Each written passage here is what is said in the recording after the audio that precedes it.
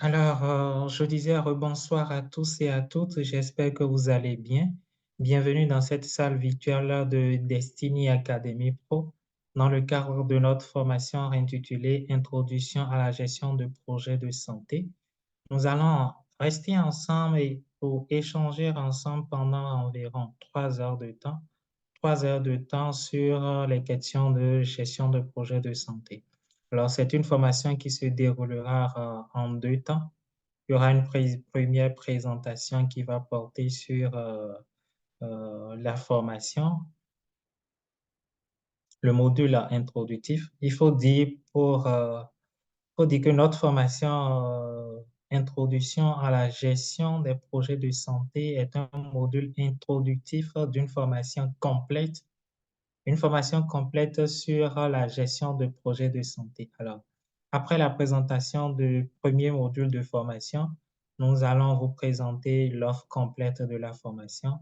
Restez jusqu'à la fin pour prendre connaissance de l'offre complète, de même que les modalités pour avoir votre certificat en lien avec ce premier module. Alors, nous avons lancé l'enregistrement. Le formateur est déjà là. Pour ceux qui viennent de nous rejoindre, je vais vous inviter une fois encore de bien vouloir vous présenter dans le chat en laissant nom, prénom et le pays duquel vous nous suivez. Pour la séance de cet après-midi, nous avons Dr Imoro qui facilitera cette formation, plus spécifiquement le premier module. Dr Imoro, vous êtes là? Oui, je suis là. Bonsoir Léonce, bonsoir à tous.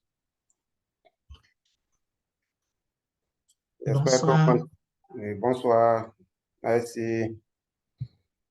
Donc, merci à tout un chacun de nous qui a eu l'intérêt de joindre la réunion. Nous allons démarrer, comme Léonce l'a dit, c'est un chapitre introductif pour dire c'est quoi la gestion de projet selon les principes et l'approche adoptée par Destiny Academy. C'est une formation à certificat, mais cette présentation, c'est juste pour dire c'est quoi et comment la formation va se faire après les phases d'inscription. Donc, nous aurons une présentation. Je vais partager mon écran et après la présentation, on pourra passer aux questions-réponses avant de redonner la parole à M. Léonce, comme il le disait, pour présenter le contenu même de la formation et les différentes modalités pour y accéder. Est-ce que vous avez mon écran? Vous avez mon écran, Léonce? Oui, Vous avez... oui, oui. On a Voilà, l'écran. merci. Donc, merci à nous. Donc, c'est une présentation qui vous sera faite et à la suite de cette présentation, vous pourrez poser des questions d'éclaircissement qui vont nous permettre vraiment de bien comprendre la notion de gestion de projet. Donc, moi, c'est Imoro, comme vous le voyez à l'écran, Hassan Aoudou. Je suis sociologue, mais expert en gestion de formation et certifié gestion de projet selon l'approche projet DIPRO. Donc, vous allez voir, c'est ce exemple-là, c'est sur cette approche que la formation de Destiny Academy également a été fondée. Avant de commencer, est-ce que j'ai une question, vous allez répondre dans le chat. Est-ce que vous avez entendu parler une fois de gestion de projet selon l'approche Project DIPRO? Vous mettez oui ou non dans le chat. Avez-vous déjà eu à bénéficier? Voilà. Merci, Fortuné. Non. Oui. Ouefa, non. Jonsi, non. Techno, Aminou, non. Josu, non. Alberic, Hana, Kathleen, non. Aondobo, Dimitri, non. Prédestin, non. Diagoum, Adenkoule, non. Non, c'est bien. Ce n'est pas pour voir qui connaît ou ne connaît pas, c'est déjà pour savoir comment nous allons orienter la présentation, quelle vitesse nous allons adopter pour permettre à chacun de nous d'avoir un élément de partage d'expérience. Donc, oubliez ça, la formation va se faire selon ces différents points-là que vous voyez à l'écran. Donc, nous allons parcourir ces 7 points-là de façon rapide. C'est vrai, il y a 7 points, mais ce n'est pas vraiment des éléments qui sont larges. C'est pour donner vraiment de façon générale une introduction et pour aller juste à définir de façon sommaire les compétences du gestionnaire de projet selon l'approche projet DIPRO. Vous savez, aujourd'hui, il y a ce qu'on appelle des acteurs du changement. Autant que nous sommes dans le monde du développement, quel que soit le niveau où nous sommes des acteurs de changement. Et par rapport à ces changements que nous visons, chacun mène diverses initiatives. Il y a d'autres qui sont là et qui sont spécialisés sur les constructions de centres de santé selon leur type d'organisation. D'autres qui mènent des initiatives pour protéger les enfants. D'autres qui sont dans la protection de l'environnement, promotion de santé. Donc, tout ceci là, il y a des acteurs de changement, mais qui mènent diverses initiatives. Et derrière tout ce que nous faisons, ces acteurs de changement que nous sommes, à travers ces différentes initiatives, c'est ce que nous appelons gestion de projet. Donc, ils ont en commun la gestion de projet. Tout le monde dit oui, j'ai un projet, quelle que soit la nature du projet. Chacun a quand même une fois dit j'ai un projet, j'ai un projet. Donc, c'est ça que nous avons en commun. Mais lorsque nous voyons tout ceci là, il y a des fois on se pose des questions, d'autres disent mais je ne sais où commencer, ou bien je vais faire. Donc, il y a souvent on se demande, mais par rapport à ces initiatives des acteurs de changement que nous sommes dans le monde du développement, que ce soit développement professionnel ou bien développement humanitaire, ou projet de développement, comme on le dit, on se pose souvent la question de savoir, mais est-ce qu'on a les compétences pour faire de bonnes estimations? Est-ce qu'on peut vraiment, on a pu identifier un plan de gestion, les risques et nous avons pu avoir notre plan de gestion de risques? Comment nous suivons le progrès de tout ce que nous avons comme initiative?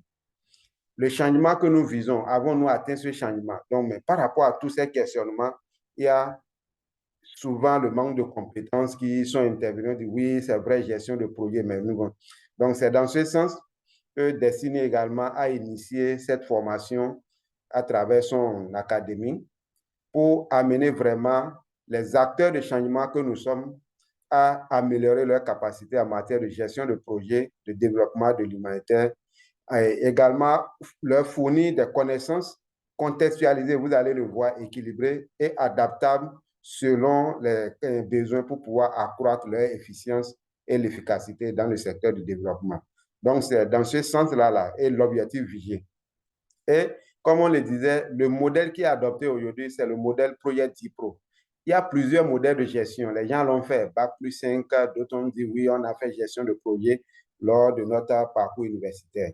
Mais aujourd'hui, dans le monde du développement, il y a un référentiel qui a été élaboré par plusieurs organisations internationales, non gouvernementales. Et c'est ce modèle-là qu'on appelle projet DIPRO. Ce modèle a été élaboré suite aux différents échecs et aux questionnements que les acteurs du changement se sont posés face aux constats qui sont faits sur le terrain. Et ce modèle est fait en 5 phases et c'est une opportunité surtout cette formation parce que aujourd'hui, dans les grandes organisations, les gens n'ont plus besoin de demander un master en gestion de projet. Vous pouvez avoir vos diplômes spécifiques et dans vos expériences, on a vu que oui, vous avez été gestionnaire de projet selon le titre directeur de projet et que vous avez un certificat en matière de gestion de projet. C'est largement suffisant pour occuper de grandes responsabilités. Donc, on n'a plus besoin vraiment de grands diplômes, mais il faut le faire, le master, tout ce que vous voulez, mais il faut compléter par les certificats. C'est l'objectif. Et ce modèle de gestion DIPRO, c'est ce que vous voyez au tableau et à l'écran. C'est fait en 5 phases. Vous avez la phase d'identification de projet, la phase montage, après la phase montage, vous avez la phase de planification, la mise en œuvre et la clôture. Selon le modèle, le suivi évaluation n'est pas une phase, mais c'est transversal. Donc, ça commence dès le début jusqu'à la fin. C'est pourquoi ce n'est pas intégré comme phase dans une gestion de projet. Donc, c'est transversal. C'est pourquoi vous le voyez là. Et c'est une séance de présentation, on se l'avait déjà dit, pour nous permettre d'avoir l'idée de ce que sera la formation que Destiny Academy offre à ses abonnés. Mais parler de gestion de projet, c'est quoi? C'est gestion de projet de développement, que ça soit gestion de projet humanitaire, c'est tout sauf ce qui est simple. Ce n'est pas simple parce que souvent il y a la complexité des zones d'intervention. Lorsque nous prenons des zones où il y a les catastrophes, l'accessibilité, le contexte culturel, le contexte juridique, la politique, tout ceci là, souvent les zones d'intervention sont des zones très complexes et il y a plusieurs défis. Finalement, des fois, on se dit, mais quel est le défi qu'il faut adresser? Mais l'autre défi aussi par rapport au défi, excusez-moi l'explication, c'est surtout arriver à bien identifier les défis, les besoins et surtout gérer les relations avec les parties prenantes et évaluer les coûts que l'échec de ce projet pouvait entraîner. Donc voilà, c'est par rapport à ça que la gestion de projet est un élément vraiment important dans notre vie et qu'il faut vraiment accompagner. Mais vous parlez par exemple de défis, on parle de défis, vous voyez l'image très bien. Par exemple, vous avez ici, selon le modèle de gestion du projet, c'est un exemple pour illustrer la gestion, en tout cas, d'un projet pour la construction de balançoires. Vous avez vu, par exemple, le troisième, à ce niveau, l'image que vous voyez là, un modèle de balançoire que le demandeur, on offre au demandeur, est-ce que vraiment ceci là, c'est réaliste? Si on veut, par exemple, concevoir un projet de balançoire, est-ce que ça là, c'est réaliste? Vous avez vu, donc, dans tout ça, il faut voir, mais est-ce que ce que nous voulons offrir aux bénéficiaires et nous voulons aller vendre auprès des bailleurs, là, est-ce que c'est vraiment réaliste? On peut le faire. C'est un défi toujours dans la gestion de projet.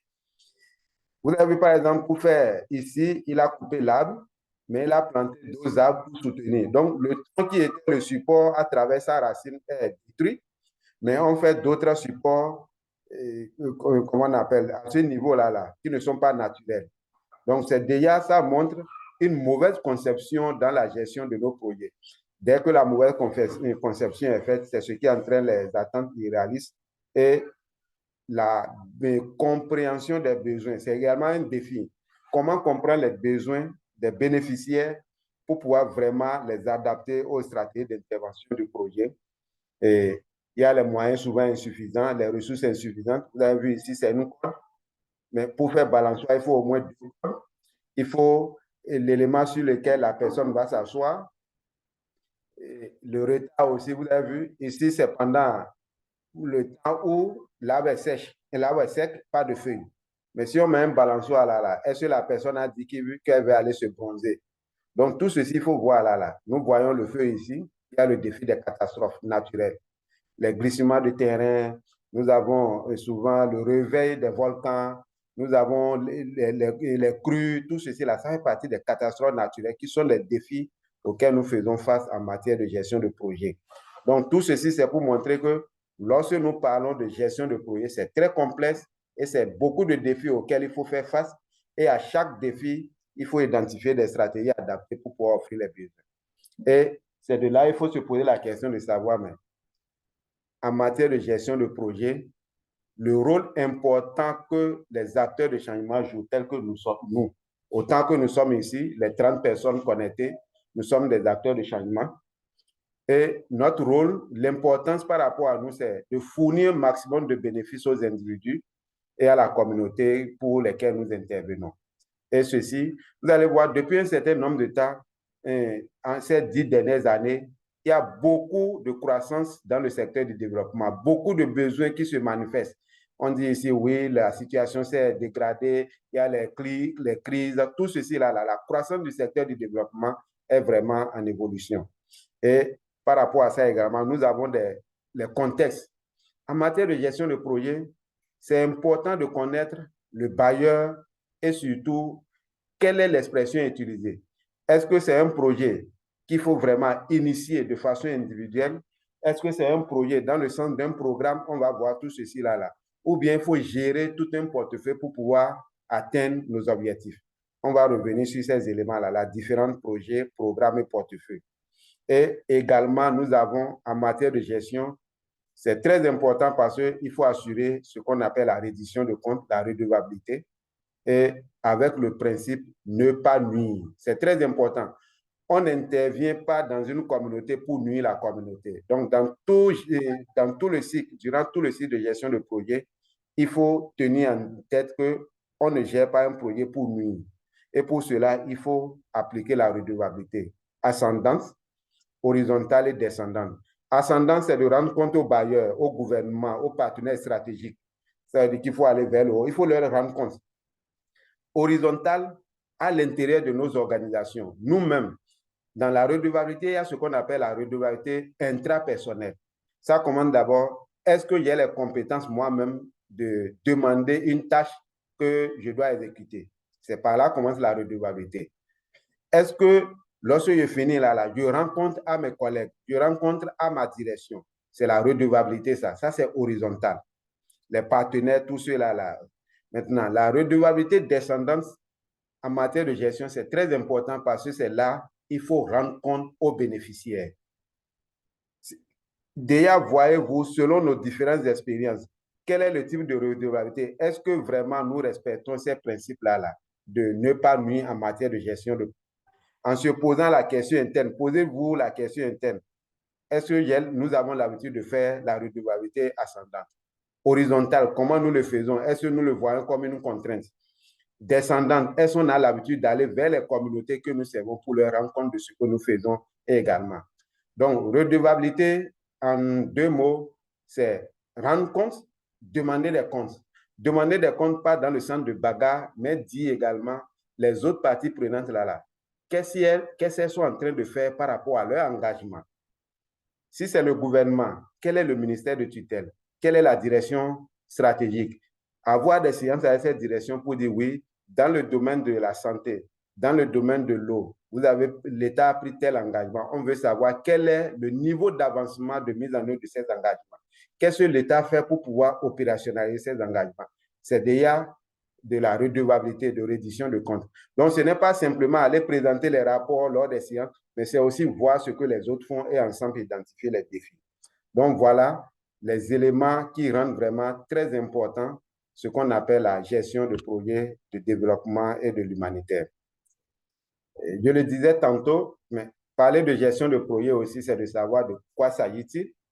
On entend souvent parler programme, chargé de programme. On entend, oui, dans un projet, mais on dit voilà le coordinateur de projet, mais voilà le chargé de programme.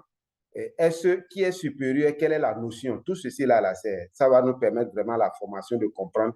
Et également, souvent, vous allez entendre, je suis gestionnaire de portefeuille.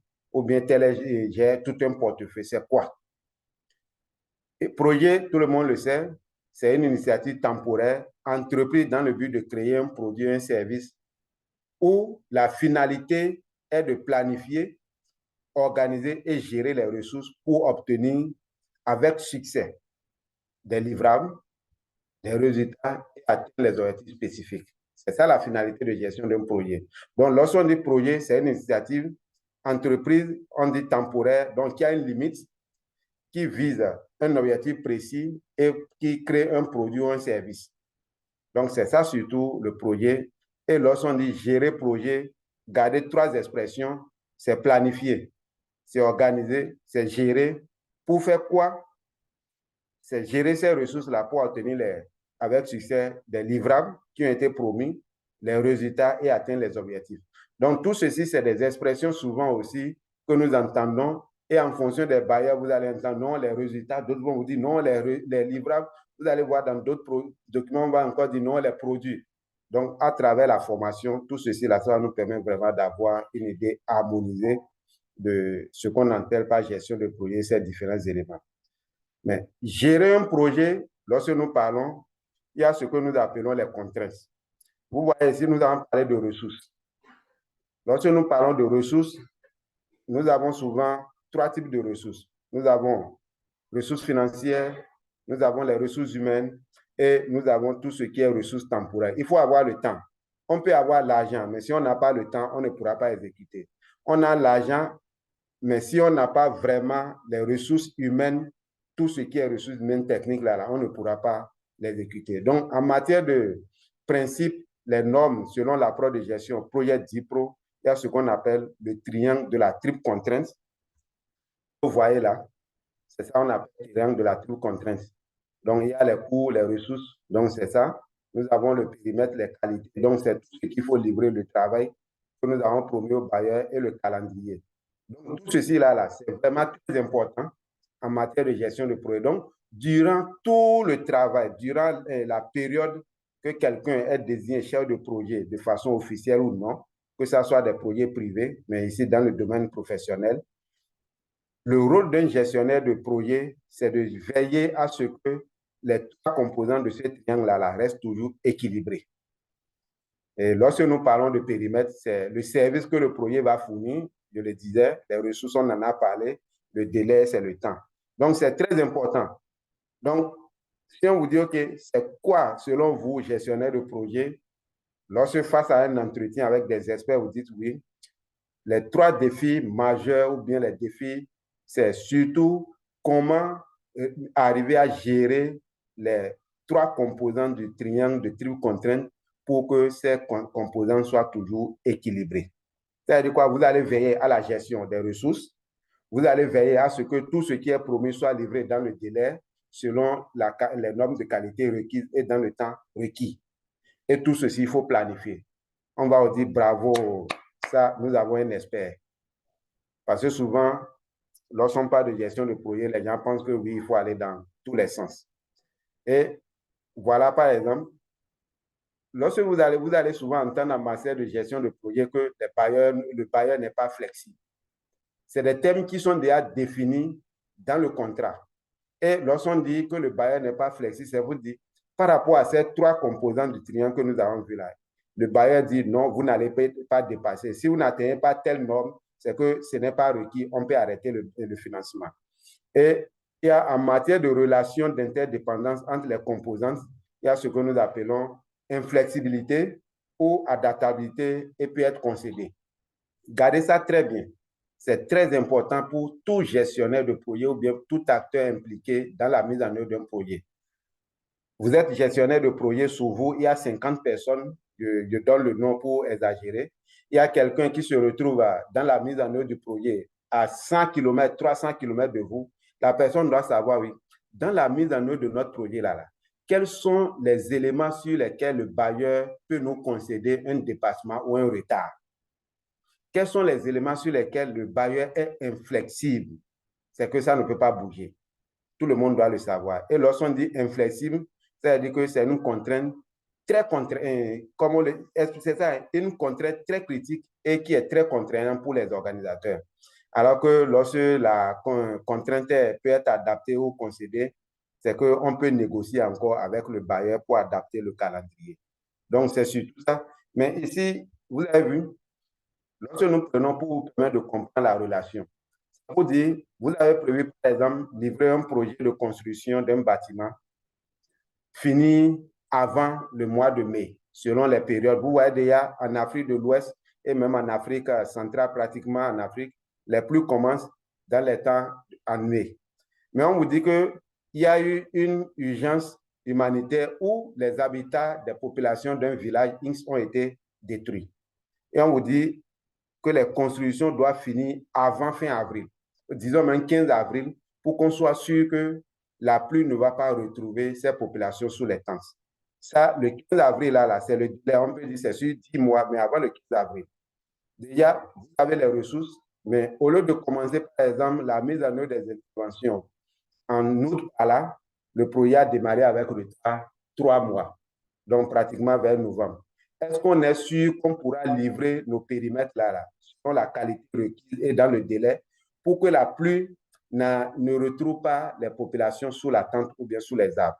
Déjà, c'est un questionnement. Le bailleur va vous dire oui, on peut décaler. Mais... Donc, vous avez vu souvent, il y a des questions où la contrainte liée au temps ou au calendrier est souvent non négociable selon les cas. On peut vous dire non, vous ne pouvez pas dépasser. Si vous dépassez, c'est que vous êtes défaillant. Mais il y a des projets où on peut vous dire oui, vous allez démarrer avec retard, ça c'est lié à nous, parce qu'on n'a pas vite mis les ressources. Donc, on vous permet soit d'accélérer les activités. Et là, la contrainte souvent, c'est que vous accélérez, mais la qualité serait réduite. ou bien le bailleur vous dit non, évoluez selon votre calendrier, on pourra vous faire rattraper les 3 mois. Mais il faut voir, est-ce que tous les livrables peuvent être décalés? Donc, vous avez vu, donc c'est surtout ça. Vous avez démarré avec retard. Ce qui devait être consommé comme budget pendant les 3 mois là, c'est non consommé. Donc, il y a déjà de la sous-consommation. Comment justifier ça?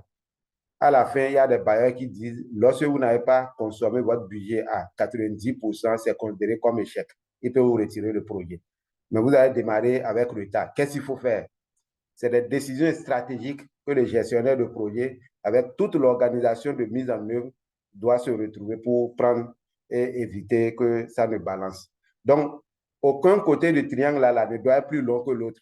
Si le périmètre s'élargit, vous avez vu en même temps, c'est que le budget doit s'augmenter.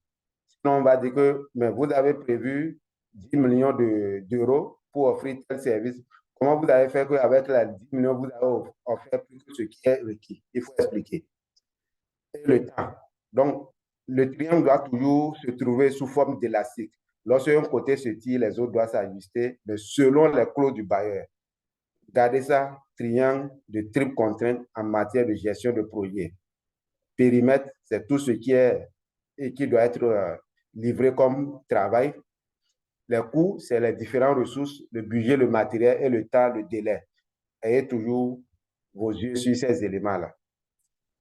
Ici, c'est pour montrer vraiment l'exemple tel que c'était défini. Donc, c'est un peu pour donner des exemples un peu plus précis.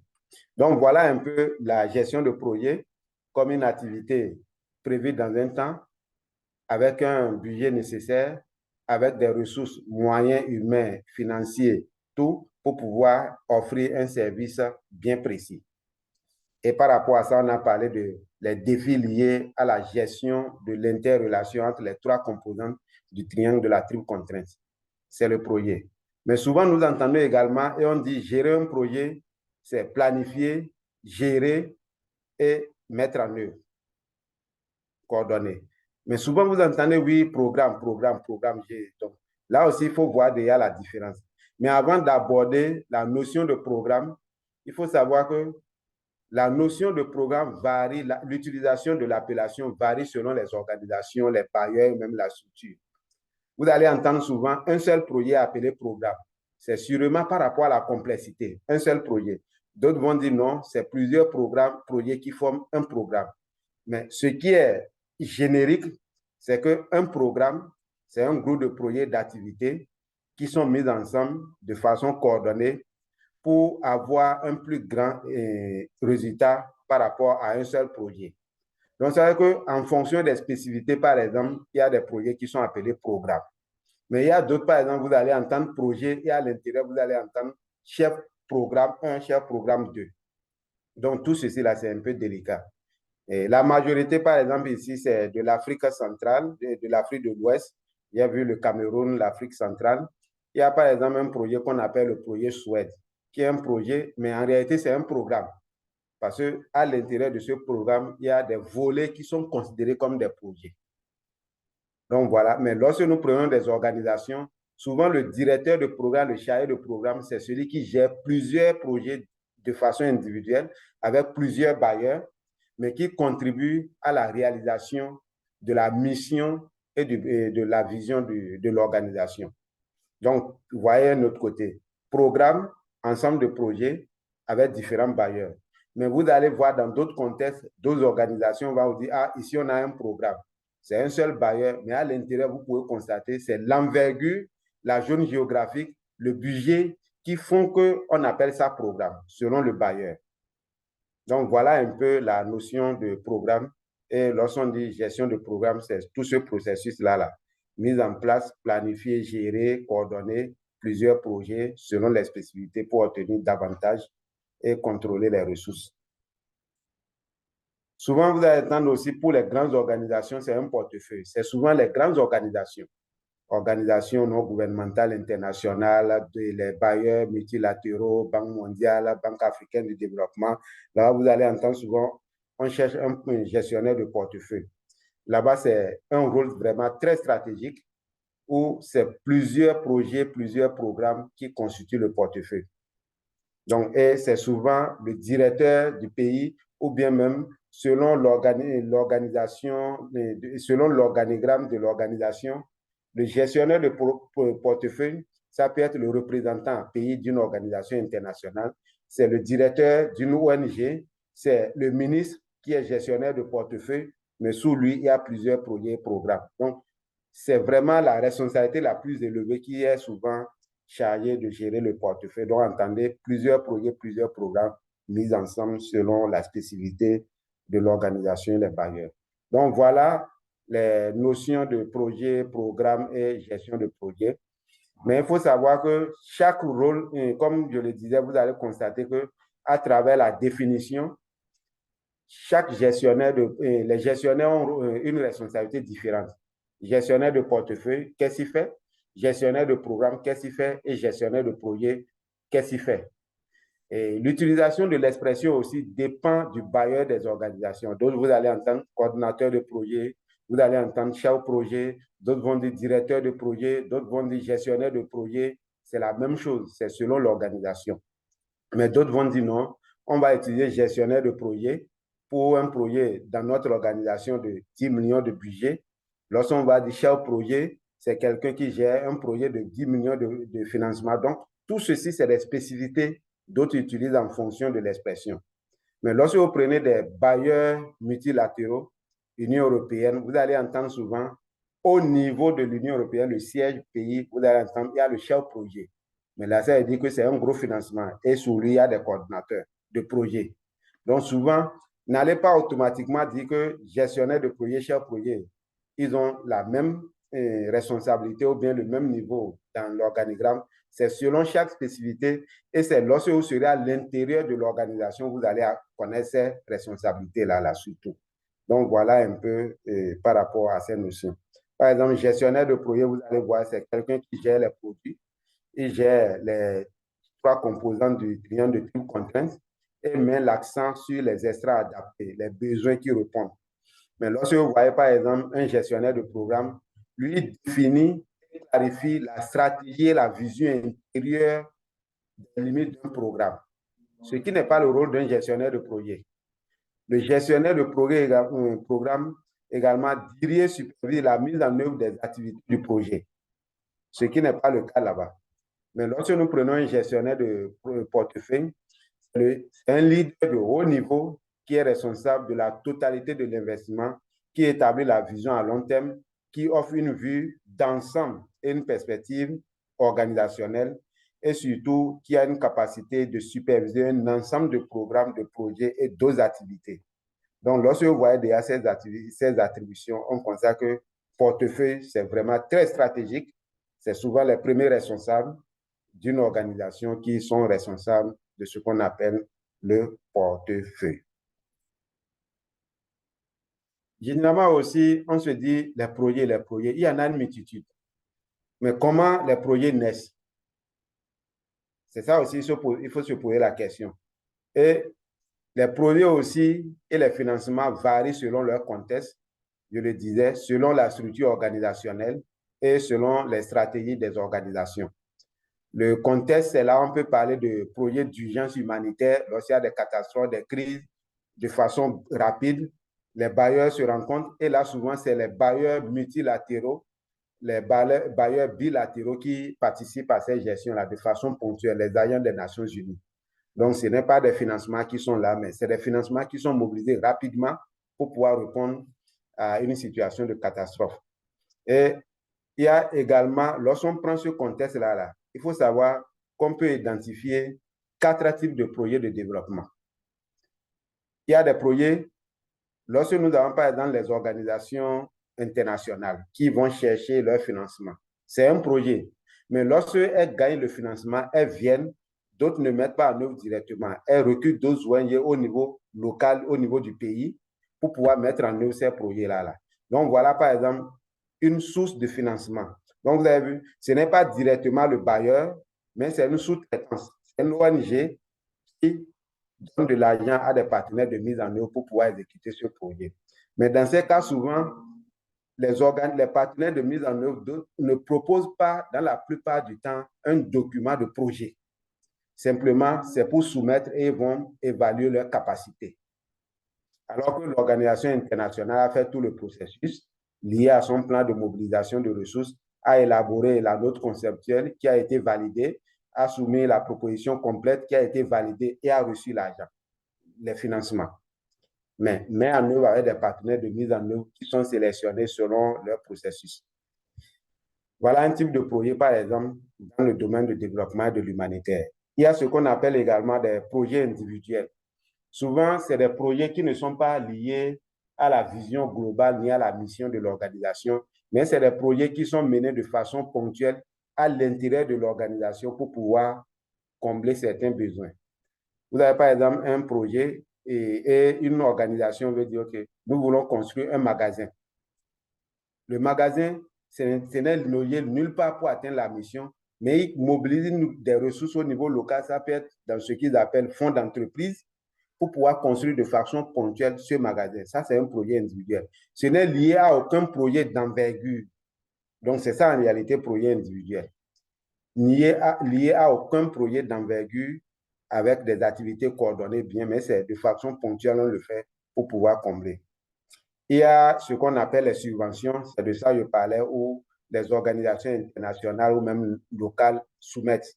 Et souvent, c'est des appels à propositions où les ONG internationales, les agences gouvernementales, les fondations, des donateurs privés ouvrent, comme on le dit, le processus et des gens postulent et reçoivent le financement et ont des accords de subvention, de financement pour pouvoir mettre en œuvre ce projet. Maintenant, précédemment, je disais, il y a ce qu'on appelle programme, donc il y a ce qu'on appelle des projets programmes. Donc, c'est un programme, vous allez voir, mais à l'intérieur, il y a des projets, des composantes qui sont considérées comme projets. Donc, il y a, voilà, ce type de projet. Donc, c'est de voir, lorsqu'on vous dit, vous serez gestionnaire de projet, est-ce que je serai gestionnaire de projet avec, comme partenaire au sein d'une organisation, partenaire de mise en œuvre d'une autre organisation? Est-ce que c'est gestionnaire de projet individuel? Est-ce que c'est une subvention qu'on a reçue où les organisations y ont compétit, ils ont élaboré une note conceptuelle, ils ont toute la phase identification des besoins, planification, et mise en œuvre et clôture, tout ceci, il faut voir, ou c'est un projet relevant d'un programme. Donc, tout ceci, ça va permettre déjà de voir l'étendue de votre travail, l'envergure du projet et également vos niveaux de responsabilité dans ce rôle pour lequel vous voulez postuler. Gérer un projet, c'est répondre à un certain nombre de principes. Et selon l'approche projet DIPRO, nous avons, comme vous le voyez ici, là, 5 principes qui sont définis. Tout gestionnaire de projet, toute équipe doit s'approprier pour pouvoir vraiment bien gérer le projet en tenant compte des 3 composants du triangle de triple contraintes. D'abord, un des principes, il faut la bonne gouvernance, les structures de gestion, comment la prise de décision va se faire. Vous prenez une organisation comme Destiny Academy, je donne l'exemple, et qui met en œuvre un projet de développement. Il y a un chargé de projet. Est-ce que le chargé de projet est habilité à communiquer directement avec le bailleur ou bien c'est le directeur de Destiny? Tout ceci là, c'est dans le principe de bonne gouvernance, on définit. À quel niveau l'organisation de mise en œuvre, est-ce que Destiny Academy peut modifier le budget sans intervention du bailleur? Tout ceci, c'est dans le principe de bonne gouvernance qu'on définit tout cela. Et c'est un document. Donc, voilà un des principes. L'autre principe également, c'est participatif. Le projet ne se gère pas de façon close. Il faut faire participer toutes les parties prenantes, les bénéficiaires, l'équipe de mise en œuvre à l'interne, les partenaires stratégiques, les bailleurs, tout cela doit participer.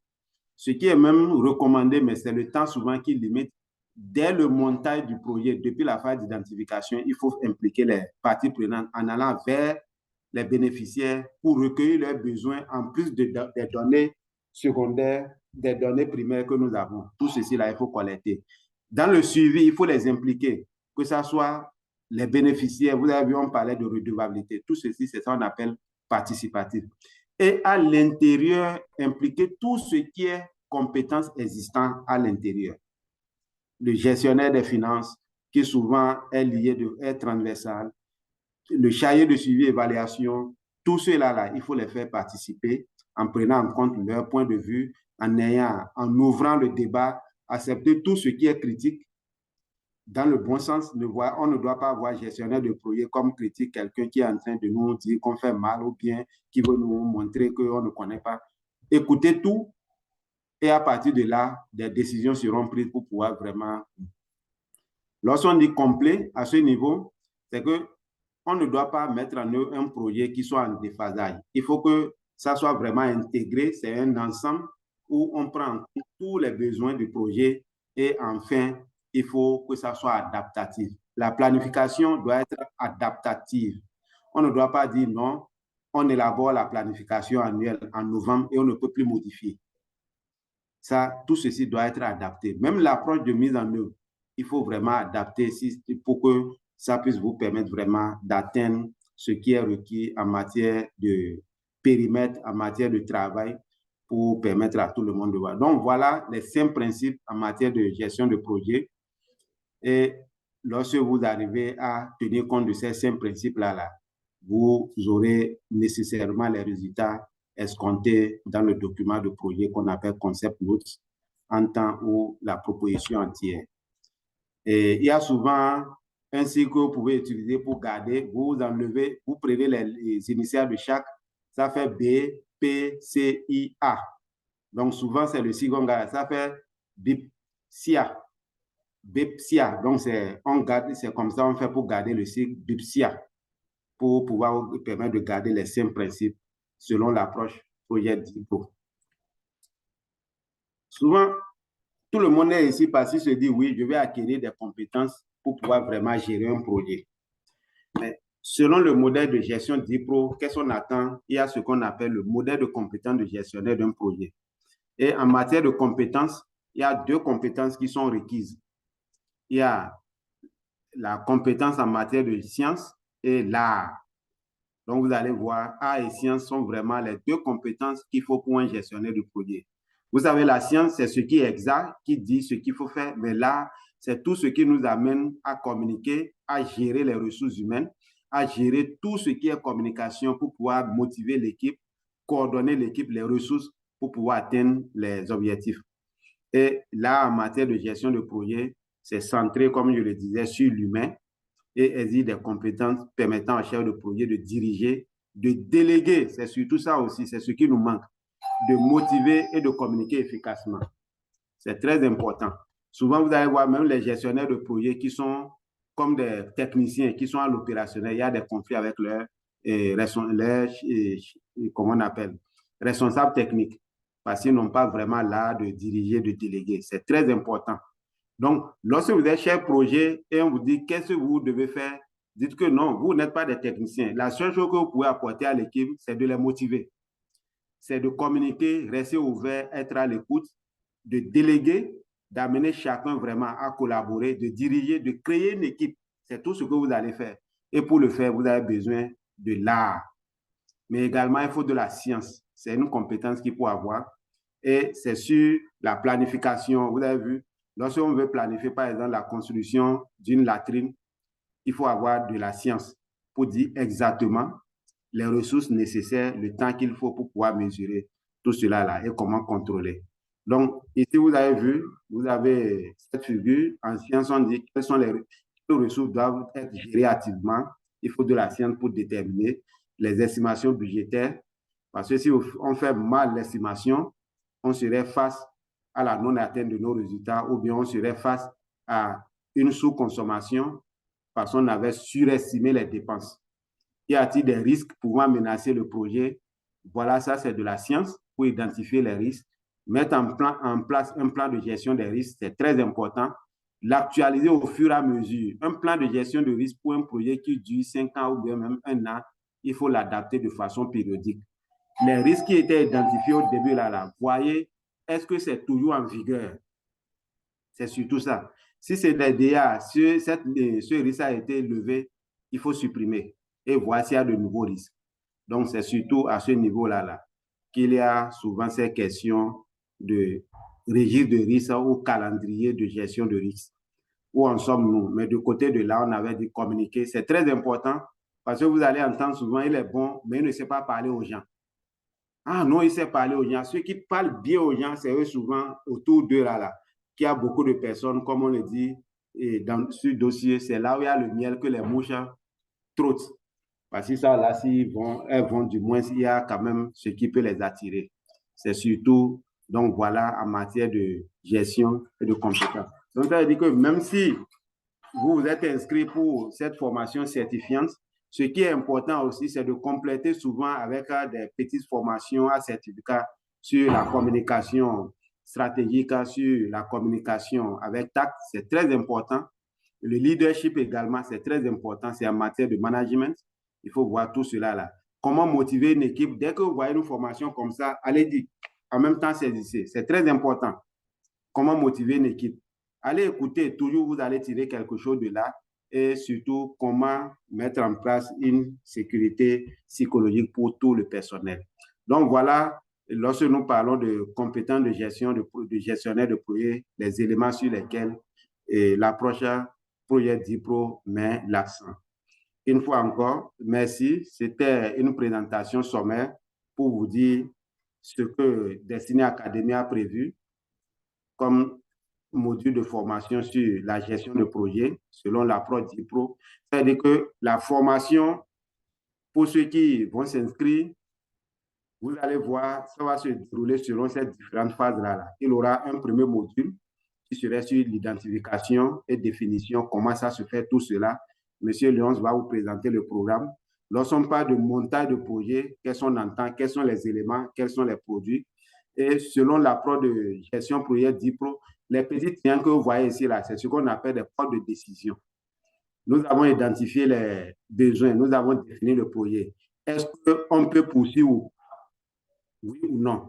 Donc, c'est ça qu'on appelle des portes de décision. Le montage, est-ce que la note conceptuelle a été acceptée ou pas? Est-ce qu'on peut poursuivre maintenant la planification générale de notre projet? Oui ou non? Donc, c'est les triangles-là, là, vous allez voir aussi, lorsqu'on parle de portes de décision, selon l'approche de gestion d'IPO, c'est quand, comment les avoir et tous les éléments nécessaires qu'il faut accompagner. Et une fois encore, merci.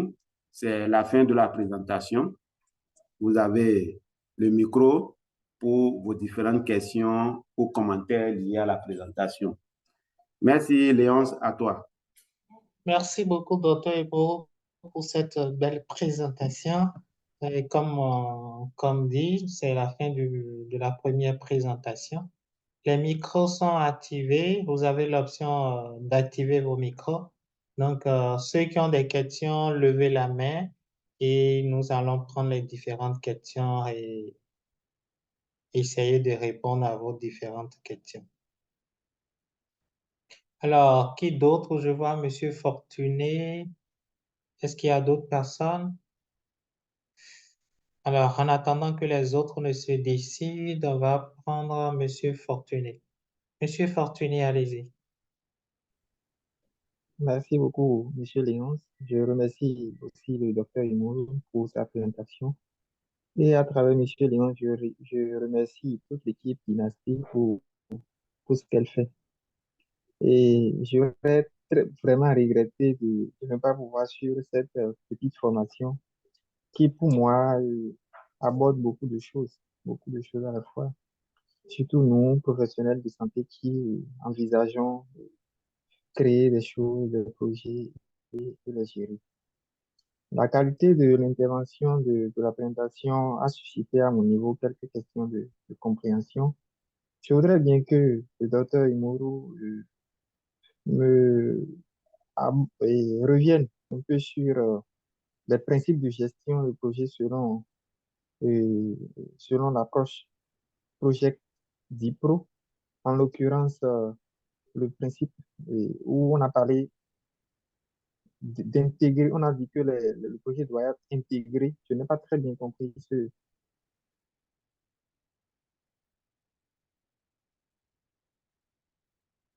ce principe de gestion de projet. Là, on a parlé d'être complet. Je n'ai pas compris ce principe de gestion de projet. Voilà, merci beaucoup et merci aux collègues.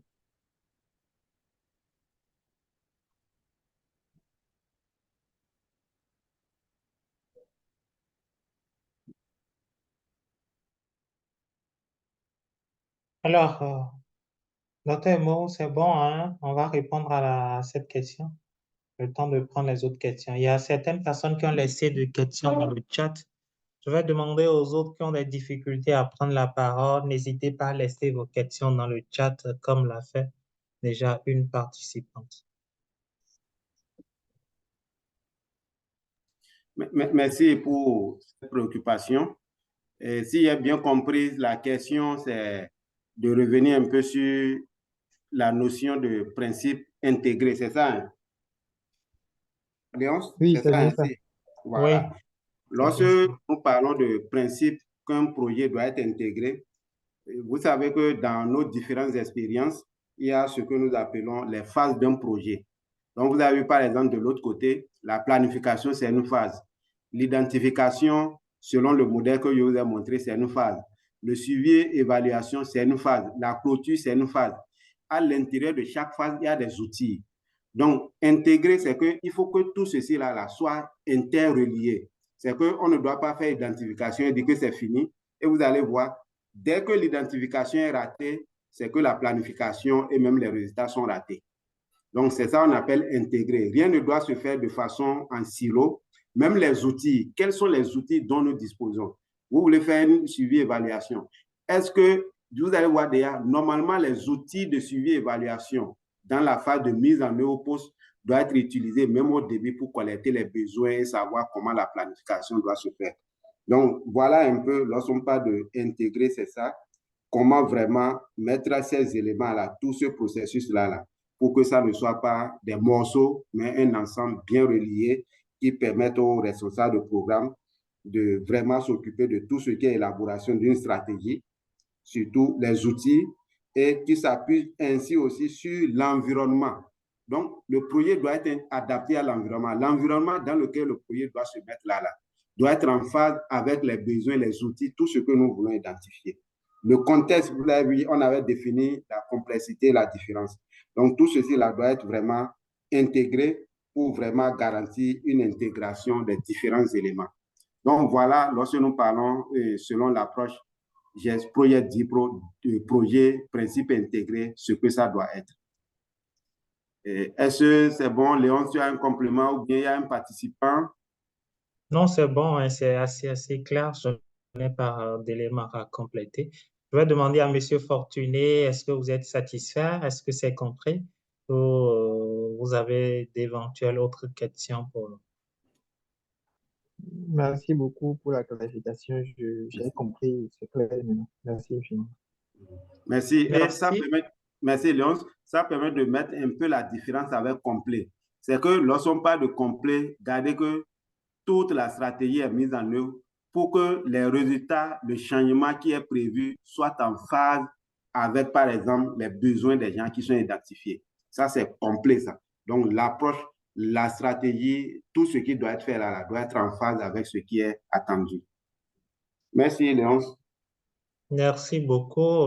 Ce que je vais peut-être rajouter, vous allez entendre aujourd'hui parler beaucoup plus des soft skills qui font partie des compétences assez recherchées par les employeurs, les organisations, parce qu'on dit on ne veut plus on ne veut plus seulement des techniciens. En tant que manager, vous aurez à gérer une équipe. Et lorsqu'on parle de gérer un projet, le chef projet, c'est en quelque sorte un chef d'orchestre qui a toute une équipe à gérer. Donc, il est là pour coordonner. Donc, s'il n'a pas des compétences en matière de communication, en matière de gestion d'équipe, en matière de leadership, il serait difficile de réussir les interventions du projet pour atteindre les résultats. Et nous avons déjà cette chance ou cette facilité que Project Dipro a identifié des principes clés de réussite en matière de gestion de projet. Donc voilà ce que je voudrais ajouter. Il y a deux questions qui avaient été laissées dans le chat. Il y a une question sur d'où viennent les projets que quelqu'un voudrait mieux comprendre. Et la deuxième préoccupation concerne les questions de portefeuille. Merci. Donc, lorsqu'on disait, je vois, c'est une question venant de M. Diossou, d'où viennent les projets. Lorsque nous parlons de d'où viennent les projets en matière de gestion, c'est pour vous dire que les projets, d'abord, de façon générale, varient selon leur financement et en fonction du contexte de la structure. Donc, c'est surtout ça qu'il faut voir, c'est pour dire, c'est chaque organisation, chaque bailleur qui dit ce qu'est un projet. On garde ça. Maintenant, les projets viennent en résumé, soit d'une subvention de bailleur, et là, il faut élaborer un plan de mobilisation de ressources, il faut écrire un projet, répondre à l'appel, et c'est là qu'on aura besoin des compétences pour pouvoir rédiger un projet. Donc, il y a ça. Donc, les projets proviennent des subventions, mais à partir du contexte, les besoins qui sont identifiés. Donc, sans contexte, sans une organisation, sans les besoins, il n'y a pas de projet. Mais il peut y avoir des projets, vous identifiez, mais il faut toujours une source de financement. Et c'est en fonction des sources de financement que le modèle a fait cette subdivision. On peut avoir des sources de financement de notre projet que nous sommes en train d'exécuter à travers une approche de sous-traitance. Une ONG qui gagne et qui a des partenaires de mise en œuvre. Donc, le partenaire de mise en œuvre, c'est une sous-traitance, c'est un sous-projet qu'il est en train de mettre, une sous-traitance. Projet individuel, il a donné l'exemple, c'est des projets qui ne sont pas liés à un ensemble d'interventions. C'est une activité ponctuelle qui est faite par une organisation pour pouvoir combler un besoin spécifique qui a été identifié. Il a donné l'exemple, une organisation peut décider de construire un magasin. C'est un projet.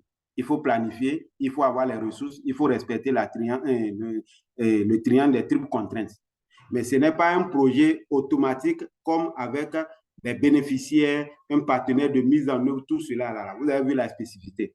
Vous avez une organisation, ou bien nous sommes dans le domaine de la santé, comme M. Diossou le disait, et on a décidé de construire, par exemple, un magasin de débarras de tout ce qui est objet usé.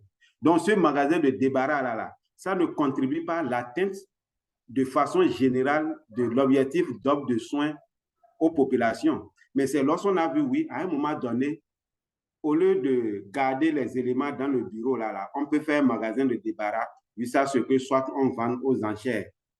Donc, vous avez vu, ça ne permet pas d'atteindre les projets de l'autre côté, mais c'est pour gérer autre besoin qui a été identifié au sein du centre de santé, au sein d'une organisation pour pouvoir poursuivre ces activités. Donc, c'est ça un projet individuel. Les subventions, vous allez entendre souvent des grandes organisations, les bailleurs, vous devez déjà les connaître. Il y a USAID, il y a ONU-SIDA, OMS, UNFPA, Banque mondiale, Banque africaine de développement. Tout cela, c'est des bailleurs souvent qui ouvrent des appels à financement. Donc, c'est ça qu'on appelle des subventions. Donc là, les gens postulent selon un calendrier bien déterminé avec des démarches, des documents requis et obtiennent des subventions directes de ces partenaires-là, qui peuvent être des donateurs privés pour pouvoir mettre en œuvre des projets. Donc là, c'est souvent des projets individuels. Mais à l'intérieur, d'où viennent les projets également? Les projets peuvent provenir d'un programme qui est en train d'être exécuté. Donc, c'est les composants de ce programme-là. À partir de là, on peut initier un projet. Donc, voilà, par exemple, lorsqu'on dit de d'où viennent les projets, c'est pour montrer les différents types de projets en fonction de leur source de financement, le contexte, la structure organisationnelle et les stratégies de l'organisation. Donc, voilà un peu. Je ne sais pas s'il y a apporter une contribution pour permettre à la personne de comprendre d'où viennent les projets. Alors, celle qui avait posé la question, est-ce que vous êtes... OK, elle a répondu oui, c'est compris. Alors, il reste une question sur le portefeuille. Oui, je vais voir. Portefeuille, tu peux m'aider à relire la question? En fait, c'est juste, il voudrait mieux comprendre qu'est-ce qu'on met dans portefeuille. Voilà. Et il y avait une question aussi de M. Albéric, je vois, on va revenir. Oui. Donc, lorsque nous mettons portefeuille, lorsqu'on parle de portefeuille en matière de développement, de projet de développement ou projet humanitaire. Donc, projet de développement, projet humanitaire, c'est pour dire les interventions que nous avons planifiées avec des ressources bien définies selon un temps bien précis pour pouvoir combler un besoin qui a été identifié dans l'un des secteurs socio-économiques d'un pays. L'humanitaire, ça, c'est une urgence qu'on gère de façon rapide et on passe. C'est très court souvent. Souvent, vous allez voir même pour ceux qui fouillent beaucoup dans les avis de recrutement, des projets, on dit on veut un cher projet, on veut tant 6 mois, 8 mois. La majorité du temps, c'est des projets humanitaires, ça. C'est pour gérer un cas d'urgence et après là, c'est fini. Maintenant, lorsqu'on parle de portefeuille, c'est pour dire, c'est ce qui englobe, c'est la gestion stratégique globale de tout ce qui est initiative prévue pour pouvoir combler les besoins en termes de projets ou programmes selon les différentes définitions. Et vous n'allez pas entendre souvent, je suis dans une ONG, INS, Destiny Academy par exemple, quelqu'un qui n'est pas le directeur de académie-là, qui est gestionnaire de portefeuille. C'est directement le premier responsable qui est gestionnaire de portefeuille. Et là, il englobe, il coordonne tout ce qui est intervention. Projet 1, projet 2, projet jusqu'à 6 projets différents, avec des domaines différents et des objectifs différents. Nous avons des programmes dedans. C'est celui-là là, qui gère, c'est cet ensemble-là là, qu'on appelle portefeuille. Donc, portefeuille, c'est un ensemble de projets et de programmes qui est géré de façon stratégique en lien avec la vision à long terme de l'organisation. Et vous allez, en même temps, lorsqu'on dit gestion de vision à long terme d'une organisation, le premier responsable, le dépositaire, c'est le premier responsable de l'organisation. Donc, voilà, c'est ça qu'on appelle portefeuille. Lorsque nous prenons une ONG locale, nationale, par exemple, qui s'appelle Sauver la vie, le gestionnaire de portefeuille, ce n'est pas le chargé de programme. C'est le gestionnaire, le directeur de l'ONG. Le chargé de programme, lui, gère tous les projets qui sont à l'interne. Alors que le directeur de l'ONG Sauver la vie, lui, gère tout ce qui est vision, petit projet, grand projet, individuel, tout cela là. C'est lui qui gère ça pour s'assurer que tout ce qui est en train d'être élaboré est en phase avec la vision et la mission de l'organisation. C'est ça. Donc, voilà un peu par rapport à la notion de portefeuille. Et pour les étapes d'élaboration d'un projet, et ceci aussi dépend, M. Albéric et chers participants, participantes, du processus dans lequel on se retrouve. Donc, vous avez vu, lorsqu'on parle, par exemple, de sous-traitance, une ONG qui veut mettre en œuvre un projet auprès d'une organisation internationale qui a déjà un financement, le processus est différent de lorsqu'on parle de subvention. Mais ce qui est recommandé, ce qu'on peut garder en matière d'étapes, il faut voir quand même la collecte et la phase de définition, comme on l'a montré ici. C'est surtout ça, comme on l'a montré ici, sur cette présentation, les 5 phases. C'est surtout ça. Il faut garder au moins cet essentiel-là. Quel que soit ce que vous faites en matière de phase de gestion, d'élaboration de projet, il faut la phase d'identification de tout ce qui est besoin. On va le voir dans la formation, comment ça se fait, quels sont les outils, quelle est l'approche qu'il faut avoir. C'est à ce niveau, on va dire, oui, déjà les éléments de la logique d'intervention, tout cela, là, il faut voir. Il faut maintenant monter le projet. C'est la phase déjà, on peut parler de note conceptuelle, de proposition de projet, et à la phase de planification. Mais ça, c'est à l'interne. Mais lorsqu'on parle, par exemple, de subvention en matière d'élaboration, il faut d'abord faire la veille de mobilisation des appels. Dès que les appels, donc déjà, vous avez vu, dans la phase d'élaboration de projet, ça ne va plus commencer dès l'identification. Mais il faut déjà la veille en matière de mobilisation de ressources, c'est-à-dire il faut guetter. C'est déjà une phase d'élaboration. Parce que vous avez identifié en fonction de votre mission ce qu'il faut faire. Donc, la recherche de ressources financières, ça commence par là. Dès que cela est identifié, c'est là où vous allez voir des appels souvent qui sont faits sur les sites. Et dès que vous commencez à répondre, vous dites que vous êtes dans la phase d'élaboration de projet, jusqu'à la fin. Donc voilà, mais il faut garder qu'il y a un document de projet qu'il faut élaborer, qu'il faut soumettre, avoir le rapport, exécuter, clôturer et rendre compte. Donc voilà, Léonce. Merci beaucoup, c'est assez clair. Ce que je voudrais ajouter je pense que c'est M. Adam qui a posé la question, c'est de s'inscrire à la formation complète où vous allez comprendre de A à Z comment faire élaborer un projet depuis la phase du diagnostic communautaire ou du diagnostic communautaire participatif. Vous allez comprendre comment collecter les données et les analyser, les traiter, les analyser, comment faire la barre problème, la barre objectif, le cadre logique, ensuite le proposal tout cela sera vu au cours de la formation avec des cas pratiques pour que vous sachiez élaborer comment dit-on, un projet. Donc, voilà, les éléments de réponse sont assez bons. Je pense que pour le reste, de façon pratique et pour une meilleure compréhension, c'est déjà dans les modules suivants. En tout cas, dans la présentation de l'offre de formation, vous verrez ça. Alors, il y a une autre question qui concerne Qui est éligible. les objectifs de projet et objectifs de programme. Oui. Donc, il y a aussi une question, je vois là, venant de Madame Amina Mohamed, qui est éligible à concourir aux appels d'offres de subvention. Et à cette, est-ce que vous m'entendez, le micro? Donc, par rapport à cette question, ou bien concernant cette question, celui qui est éligible pour concourir au financement, c'est souvent dit dans les appels à subvention, dans les appels à projet. Donc, c'est là où on parlait de faire la veille en matière de mobilisation de ressources. Déjà, dès que vous tombez sur les sites que vous avez identifiés, on va dire pour bénéficier de ce financement, il faut être une organisation locale ou bien nationale, ou bien il faut une organisation internationale, il faut tel. Donc, c'est déjà ces éléments-là. C'est chaque bailleur qui définit. Mais ce qui est important, il y a des conditions souvent qui sont non négociables pour certains. Il faut être au moins enregistré officiellement et reconnu au niveau de son pays, au pays de mise en œuvre. C'est souvent ça. Mais ces critères souvent écartent les organisations naissantes.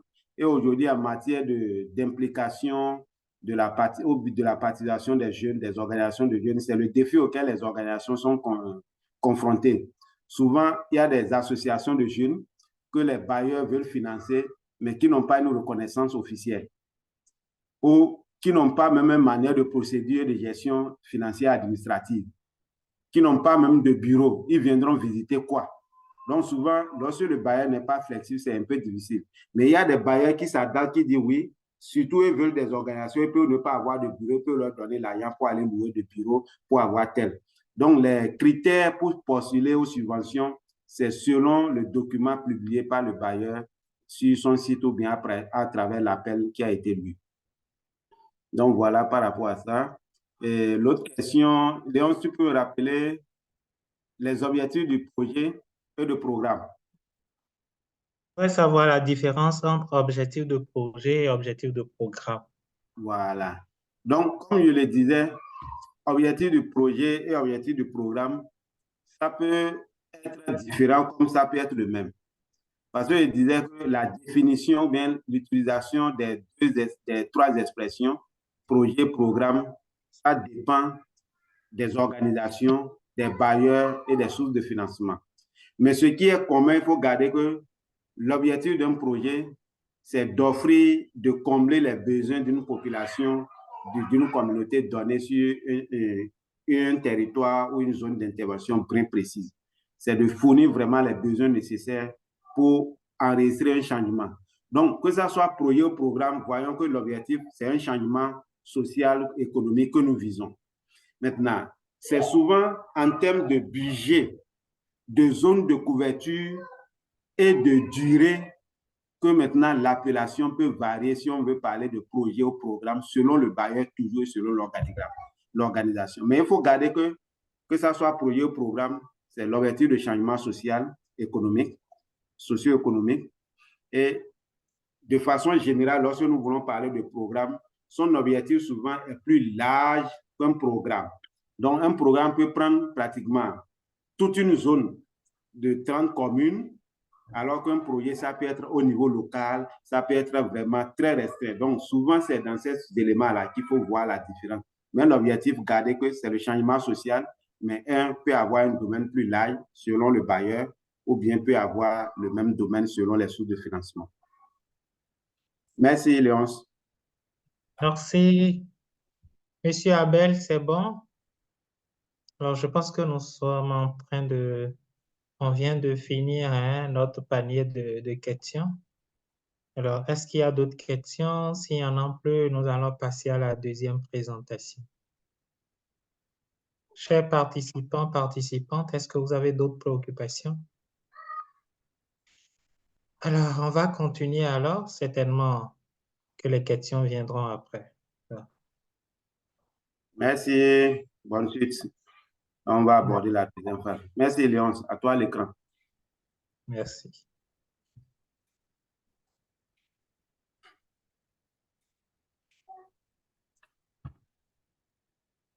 Alors, chers amis, est-ce que vous avez mon écran? Prière me le confirmer dans le chat. Oui. Super. Alors, nous abordons la deuxième présentation qui est la formation en gestion de projet de santé.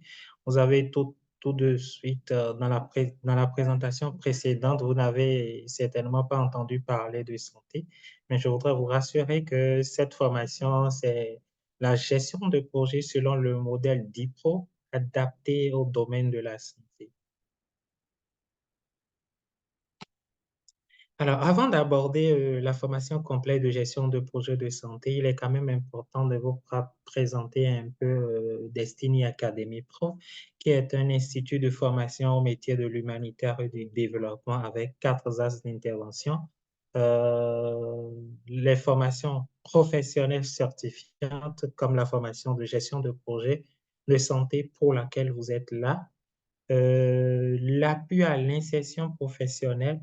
Alors, au niveau de l'appui à l'insertion professionnelle, nous mettons les renforcements de capacités en matière de techniques de recherche d'emploi, l'élaboration de CV, l'élaboration de la lettre de motivation, comment préparer son entretien d'embauche, comment réussir son intégration professionnelle.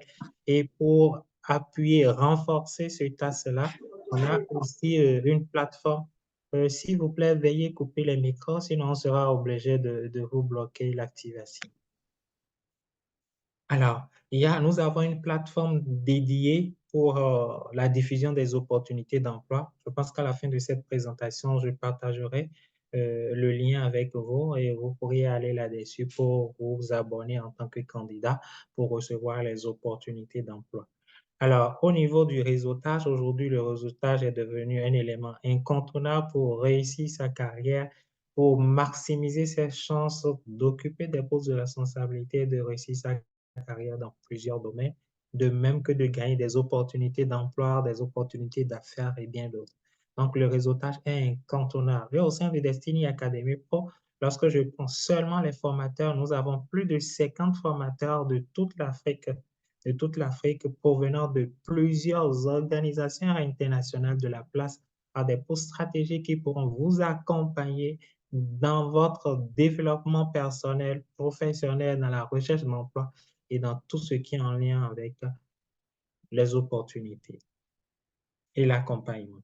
Alors, autre chose, c'est le coaching professionnel et personnel. Nous organisons des coachings personnalisés aux gens pour les accompagner dans tous les domaines, que ce soit le domaine professionnel, que ce soit le domaine entrepreneurial. Nous sommes disposés et nous accompagnons. Alors, revenons aux différentes formations. Nous faisons des formations sur les questions de management, les questions de marketing, les questions de communication et sur les questions aussi de leadership. Alors, Destiny Academy Pro est un institut qui est reconnu et accrédité même par une agence internationale, à savoir l'Agence internationale américaine pour l'assurance qualité de l'enseignement supérieur et tertiaire. C'est un processus pour s'assurer que nos différents mécanismes de formation, d'évaluation et de certification de nos apprenants répondent aux normes internationales. Alors, c'est tout un processus et nous avons passé ce processus-là brillamment, ce qui nous a permis d'avoir cette accréditation qui est juste d'1 an, ce qui veut dire d'ici 1 an, d'ici 7 ans, il faudrait encore que l'équipe de cette agence internationale revienne encore pour voir si nous sommes restés dans la même dynamique. C'est pour vous dire qu'au niveau de l'académie, vous avez des formateurs certifiés qui ont les compétences pour former et que les certificats qui sont délivrés par l'académie sont reconnus et sont valables. Vous pourriez les exploiter partout pour toute opportunité d'emploi. Alors, revenons à l'offre de formation gestion de projet de santé. C'est une formation qui vise à renforcer les capacités des professionnels de la santé, des sciences sociales et assimilées sur les méthodes et outils pour concevoir, piloter et évaluer un projet de santé. Alors, quelles sont les compétences qui seront acquises à la fin de cette formation ou quels sont les résultats, les objectifs d'apprentissage? À la fin de cette formation, vous allez comprendre le concept de projet de santé, de même que de projet qu'on vient de voir. D'accord? Vous allez savoir décrire les différentes phases du cycle d'un projet. Vous sauriez comment élaborer un cadre logique de projet de santé, comment planifier et élaborer un calendrier pour gérer de façon efficace et efficiente un projet pour l'atteinte des résultats attendus, comment assurer la mise en œuvre d'un projet de santé, comment assurer le suivi et le reporting des données d'un projet, comment intégrer le genre dans le cycle de projet de santé. Vous entendez parler du genre, du genre. Aujourd'hui, le genre est transversal. Il n'y a plus un autre domaine que le genre n'aborde pas. Même dans les entreprises privées aujourd'hui, le genre est devenu un élément capital qu'ils intègrent dans leur processus, dans leur stratégie. Alors, comment identifier et gérer les risques sur un projet de santé? Et pour finir, vous allez savoir comment évaluer, assurer l'évaluation et la capitalisation d'un projet de santé. Alors, cette formation, c'est une formation qui comporte 8 modules, dont vous venez de voir le premier module qui est Introduction à la gestion de projets de santé. Le deuxième module, c'est l'identification et la définition de projets, le montage de projets de santé, la planification de projets de santé, le pilotage de projets, la clôture de projets, le genre et la gestion de projets, et pour finir, le leadership et la gestion de projets de santé. Vous verrez que les 6 premiers modules sont en lien avec le cycle de projet que Dr. Imo vient de présenter. Les deux modules Les 2 derniers modules, ce sont des modules transversaux sur les différentes étapes du cycle de projet, mais nous avons jugé utile de ressortir ça afin de mieux vous outiller sur ces notions-là et que vous compreniez clairement lorsqu'on parle de genre, lorsqu'on parle de leadership, comment les appliquer à chaque étape du cycle de projet. Alors, au niveau du module 2, du module 1, pardon, qu'on vient de voir, voilà, vous avez vu toutes tous ces éléments-là, vous les avez vus déjà. On va revenir lors de la formation sur le concept même de projet de santé et de gestion d'un projet de santé au niveau du module. Alors, au niveau du module 2, on va parler, le module 2 qui est intitulé Identification et définition de projet de santé. On va parler de la formulation d'une idée de projet de santé. On va parler de comment réaliser un diagnostic situationnel de santé. On va parler de l'élaboration d'une logique d'intervention et comment comprendre les composantes. Vous seriez capable d'élaborer un proposal de projet. Nous n'allons pas voir de façon détaillée, mais quelles sont les différentes rubriques d'un proposal de projet. Alors, au niveau du montage, on va parler de l'identification et de la gestion des risques sur un projet, comment assurer la gestion des parties prenantes, comment assurer la gouvernance du projet, mettre en place un cadre de planification et de suivi, évaluation, redevabilité et apprentissage. On va aborder brièvement les questions de suivi, évaluation, redevabilité qui sont incontournables dans la réussite d'un projet et qui nécessitent aussi des compétences à avoir par le chef projet. Nous avons une formation assez plus développée sur la notion de CIRA. Alors, maîtriser les grandes lignes de la budgétisation. Dr. Imoro a parlé du budget. Il faudrait que vous sachiez comment concevoir le budget d'un projet et les différents types de budget. On va parler sans oublier la charte d'un projet. Alors, au niveau du module suivant, planification de projet de santé, on va parler des différentes planifications pour réussir un projet, la planification du calendrier, la planification de la communication, la planification des rôles et responsabilités qui est assez importante sur un projet aussi. La chaîne d'approvisionnement. On parle d'un projet de santé, il y a des consommables, des intrants médicaux à acheter. Comment planifier les achats? C'est important. Et pour la petite histoire, c'est dans une organisation médicale où on a promu un agent de développement communautaire en chef projet pour gérer un projet de nutrition adressé aux enfants. Alors, le projet, c'était pour les cantines au niveau des écoles, d'accord? Lorsque cette dame a eu le projet, qu'est-ce qu'elle a fait? Elle a oublié de mettre en place une planification de la chaîne d'approvisionnement, sans s'assurer de comment conserver les vivres, sans s'assurer de où mettre, euh, où stocker les vivres. Elle a fait l'achat de tous les vivres qui étaient prévus sur le projet, d'accord? Et lorsque les vivres sont venus, où les stocker posait de problèmes lors de la livraison. Et en ce moment, le premier responsable de l'organisation a dû mettre à disposition son garage pour assurer le stockage. Et après avoir stocké, il y avait le problème de conservation. Du coup, les vivres qui ont été achetés, on n'a pas pu les exploiter, les utiliser. Et finalement, beaucoup de vivres ont perdu leur qualité et ont été éliminés. Du coup, il y a un problème de gestion. C'est ça, on parle de la gestion de projet, ça nécessite des compétences et il faut venir les apprendre à travers des formations. Et là, on a dû la décharger de ses fonctions à la fin du projet. Alors, la planification aussi des ressources, quels sont les différents profils dont on a besoin pour gérer un projet, comment les identifier, comment les affecter, les responsabilités et autres, la planification de la durabilité et de la clôture. On va parler du pilotage. Au niveau du pilotage, comment gérer le personnel, on a parlé de ça tout de suite, les compétences clés. La gestion du calendrier, la mise en œuvre des activités, comment faire cette mise en œuvre-là pour que les activités qui seront réalisées soient des activités de qualité, que ces activités soient réalisées dans les délais impartis et que ces activités permettent de nourrir les résultats et indicateurs attendus. La gestion du budget, comment savoir comment évolue mon budget, à quel niveau de consommation budgétaire je suis, quels sont les éléments clés à vérifier dans le rapport financier qui sera produit par votre comptable ou votre financier qui sera recruté sur le projet.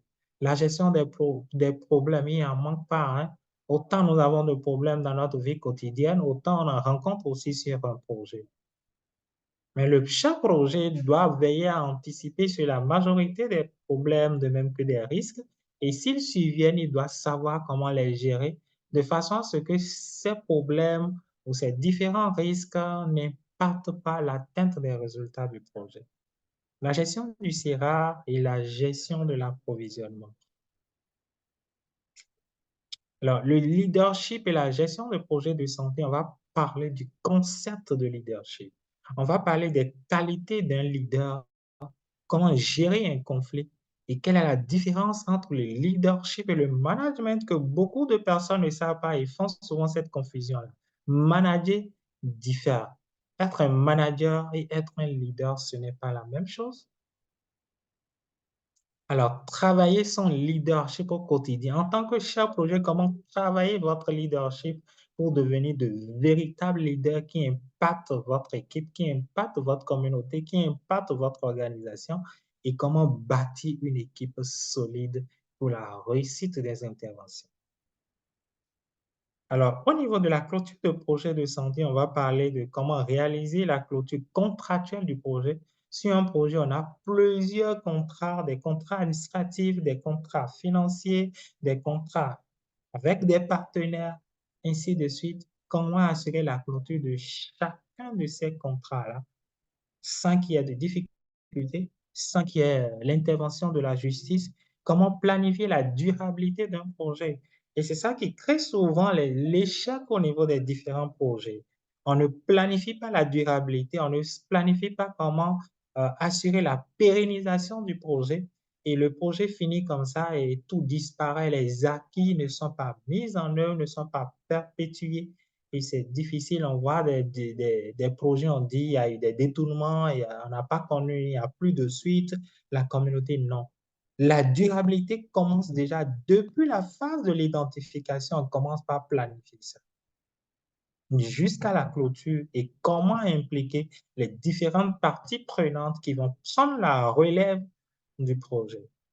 Alors, on va parler de l'évaluation de projet. Il faudrait que vous compreniez qu'est-ce qu'on met dans l'évaluation d'un projet, les différentes évaluations existantes, comment élaborer un rapport de projet. Au niveau de la phase de pilotage, nous allons parler des rapports intermédiaires, les rapports narratifs intermédiaires, les rapports financiers. Mais au niveau du module clôture de projet, on va parler des rapports finaux de projet. Vous êtes à la fin du projet, comment élaborer votre rapport? Quels sont les éléments qu'il faut ressortir pour que votre rapport soit un rapport assez succinct qui répond aux besoins du bailleur, aux attentes de votre audience.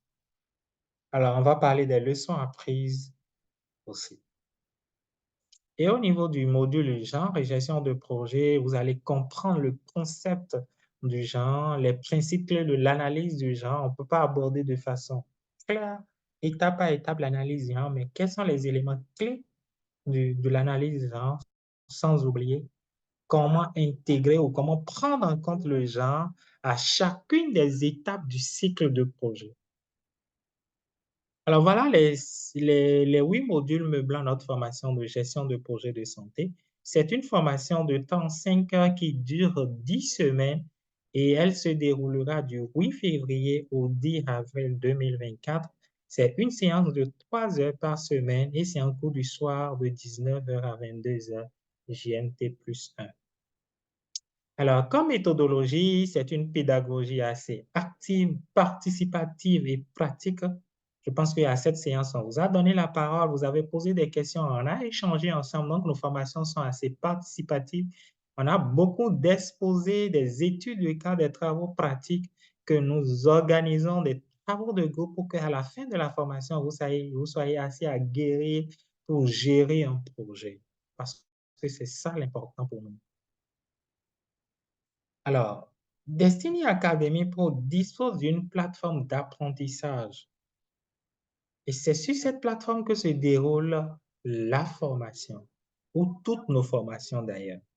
Donc, pour cette formation de gestion de projet, à la fin de chaque séance, telle que nous sommes en train d'échanger ce soir, nous organisons des séances interactives. Donc, les séances que vous aurez par semaine, ce sont des séances interactives sur Zoom avec un formateur qui viendra présenter l'un des modules, l'expliquer et à la suite de la séance, vous devriez repartir sur notre plateforme de formation pour télécharger la vidéo au besoin ou sur l'enregistrement de la séance, pour télécharger les supports de cours et pour réaliser les différentes évaluations en lien avec la formation. Alors, je parlais des évaluations. Nous avons des évaluations continues et nous avons une évaluation finale. Et la plateforme est gérée par l'intelligence artificielle que vous connaissez aujourd'hui et que tout le monde utilise. Donc, dès que vous soumettez votre évaluation finale, la plateforme va calculer votre moyenne. Et lorsque vous avez une note de 12 sur 20, soit 60%, la plateforme vous génère automatiquement votre certificat. Ce qui fait que vous verrez que dans la même cohorte de formation, d'accord, les dates, les dates des certificats varient d'une personne à une autre parce qu'on n'a pas fini au même moment de soumettre les devoirs, l'évaluation et tout. Donc, le jour où vous avez eu votre note et la plateforme a généré, c'est le jour là c'est la date du jour qui figure sur le certificat. Les quiz, vous les connaissez déjà, c'est un formulaire ou une liste de questions à choix multiples, d'accord, chronométré, et vous essayez de choisir la bonne réponse, d'accord, et dès que vous finissez, la plateforme vous donne automatiquement votre performance. Alors, si vous ne finissez pas dans le délai, la plateforme aussi va vous arrêter et vous ne pourriez continuer. Le devoir, c'est les études de cas.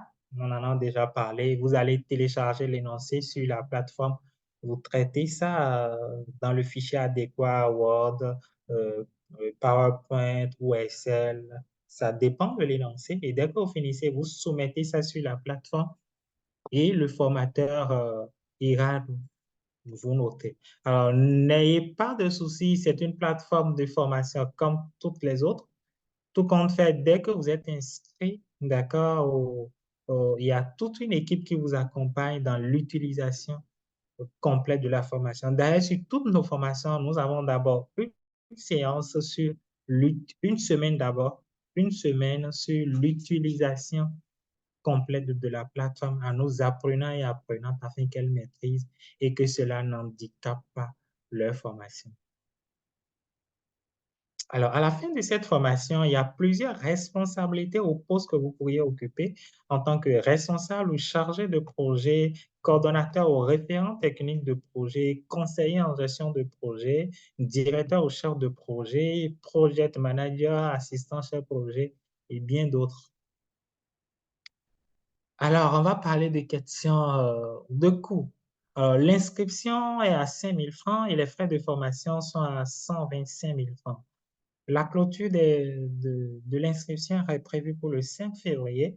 Alors, comme modalité, vous avez la possibilité de payer par tranche. D'accord, la première tranche, c'est 50 000 francs avant le démarrage de la formation. La deuxième tranche, c'est 50 000 francs à la fin du premier mois. Si nous démarrons la formation en février, ce qui veut dire que fin du mois février, vous devriez payer une deuxième tranche. Et la dernière tranche, d'accord, qui est, qui est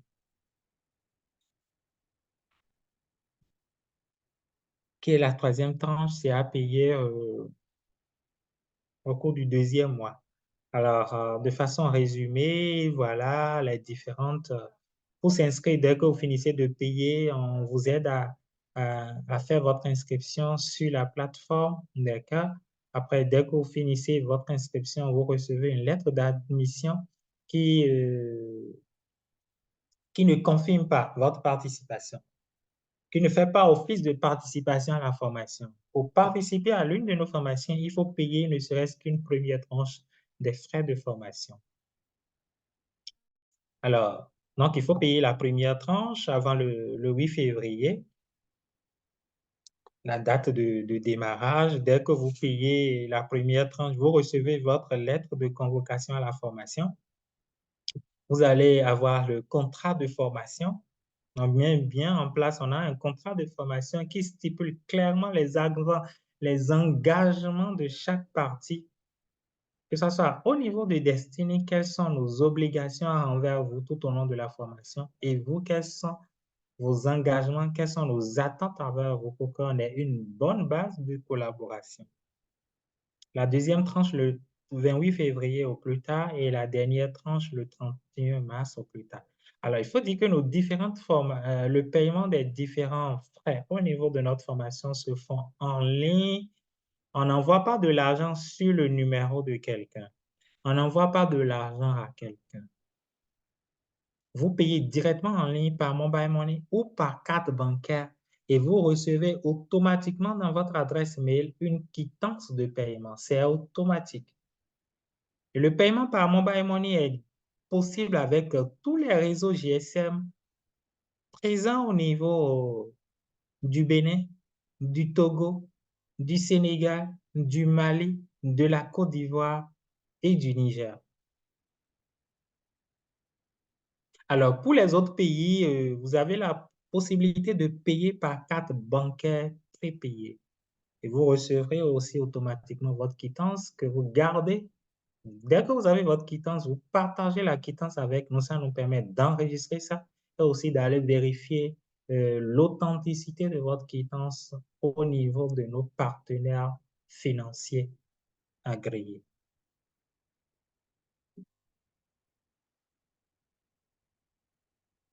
Alors, au niveau de Destiny Academy Pro, nous avons plusieurs autres formations, les formations sur le WASH, les formations sur le management, telles que gestion de projet que nous sommes en train de présenter aujourd'hui, le management des programmes de santé communautaire, le suivi et évaluation, la mobilisation des ressources pour ceux qui étaient avec nous. On a parlé de ça tout de suite à 14 heures. De 14 heures à 16 heures, on était sur la mobilisation des ressources, les fondamentaux du WASH, la gestion opérationnelle des interventions WASH et la gestion de projets WASH. Au niveau logistique et sécurité aussi, nous avons plusieurs formations sur les questions de SDSR et VBG. Nous avons la formation sur le genre et l'inclusion sociale, les premiers secours. Tout compte fait, il y a plusieurs formations. Nous ne pourrions les énumérer toutes ici. Visitez notre plateforme, notre site web et vous verrez les différentes formations qui sont disponibles. Alors, pour ce module introductif dont nous avons communiqué qu'il y aura un certificat, d'accord, il faut aller, nous allons partager par mail, tel que vous avez reçu le lien de participation à cette formation, nous allons vous envoyer le lien par mail qui vous permettra de vous inscrire. Et dès que vous allez vous inscrire, il y a un quiz et une étude de cas que vous devriez traiter. Et dès que vous traitez ça, vous aurez, si vous arrivez à obtenir la note de 12 sur 20, vous obtiendrez votre certificat. Alors, la formation, le lien qui sera partagé avec vous, dès que vous allez le recevoir, le lien sera valable juste pour 7 jours, c'est-à-dire d'ici le samedi prochain, il ne sera plus accessible. Alors, le devoir que vous allez recevoir va s'expirer aussi le jeudi prochain à 17 h. Si vous ne soumettez pas votre composition, votre production avant jeudi 17 h, la plateforme ne vous donnera plus la main. C'est un système, vous verrez que nous sommes vraiment rigoureux dans le travail et nous voulons vraiment certifier des personnes qui ont les compétences. Donc, gérer un projet, ça nécessite de la rigueur, ça nécessite une planification, une organisation. Et pour gérer un projet, vous avez des délais. C'est ainsi aussi pour la formation, vous avez des délais. Si vous ne respectez pas la délai, la plateforme ne vous donnera pas la main. Alors, la formation sera accessible juste pour 50 personnes. Donc, si vous recevez le lien et vous prenez le temps qu'il faut pour vous connecter, pour faire les réalisations, dès que la plateforme, dès que l'offre de formation va recevoir 50 personnes, elle ne va plus. C'est configuré de façon à ce qu'elle ne reçoive plus. Les inscriptions ne seront plus possibles. Alors, pour ce module introductif, alors ceux qui souhaitent suivre la formation, n'hésitez pas à nous rejoindre. Alors, je voudrais vous dire pourquoi choisir Destiny Academy Pro pour renforcer vos capacités en matière de gestion de projet. Je suis heureux d'avoir dans cette salle certaines personnes qui ont déjà suivi nos formations et qui savent comment nous fonctionnons. Sur nos formations au niveau de Destiny Academy Pro, c'est des formations professionnelles certifiantes de courte durée. Nos formations ne dépassent pas 10 semaines. C'est des formations pratiques assez adaptées au profil de nos participants pour qu'ils acquièrent les rudiments nécessaires, les capacités nécessaires pour être des spécialistes et des experts en lien avec la formation reçue. Nos modules sont dispensés en ligne en cours du soir ou en week-end, ce qui permet à nos participants de conjuguer aisément leur vie professionnelle, d'aller au boulot en journée et qu'on se retrouve le soir. Encore que le soir, c'est assez relaxant. C'est juste 3 heures par semaine, ce qui fait que avant la séance prochaine, vous avez le temps pour faire les études de cas, pour faire les quiz et être au top et pouvoir poser d'éventuels points d'incompréhension aux formateurs. Nos formations sont faites que par des experts et des professionnels qui travaillent dans les organisations internationales de la sous-région pour partager des expériences avec vous, pour que la formation soit assez pratique et ne devienne pas une formation académique ou rien que du théorie et à la fin on se demande qu'est-ce que j'ai gardé, qu'est-ce que je peux faire, est-ce que je peux gérer un projet. Alors, je disais tout de suite que c'est la plateforme qui génère le certificat, ce qui fait que nos certificats sont des certificats numériques. C'est des certificats qui sont reconnus, c'est des certificats infalsifiables. Puisque c'est numérique et c'est une plateforme qui génère, le certificat dispose d'un code QR. Si vous allez sur LinkedIn, vous verrez les différentes publications. Il y a plusieurs exemples, plusieurs personnes qui ont publié ça. C'est des certificats numériques avec code QR, ce qui fait que c'est infalsifiable. Chaque certificat avec son code QR qui est unique et identique Et ce code QR, dès que l'employeur va scanner ce code QR, ça va le renvoyer vers la plateforme, vers notre site web. Il verra toutes les informations qui sont sur le certificat juste à partir du scannage du code QR pour vérifier l'authenticité. Ce qui fait que même si quelqu'un falsifie ça, dès qu'on va scanner ça, l'employeur verra tout de suite que c'est un certificat falsifié. Alors, avec toute la sécurité qu'il y a au niveau de ce certificat, ça vous permet de le partager sur les réseaux sociaux aujourd'hui, tels que LinkedIn, qui est aujourd'hui un réseau professionnel incontournable dont il est important aujourd'hui, dès que vous acquérez, désolé, dès que vous acquérez une nouvelle compétence de pouvoir partager ça sur les réseaux sociaux pour que tout employeur RH ou toute personne qui a besoin d'une personne ayant cette compétence puisse vous identifier et vous appeler pour des opportunités d'affaires, des opportunités d'emploi et bien d'autres. En tout cas, moi, j'en ai déjà eu plusieurs opportunités juste sur LinkedIn. À partir de mon profil, déjà, m'ont contacté de plusieurs pays. On a eu échangé. Même encore aujourd'hui, j'ai reçu un message sur quelqu'un qui voudra échanger sur la gestion de projet et sur une formation. Alors, nous sommes accrédités. J'en ai déjà parlé au début.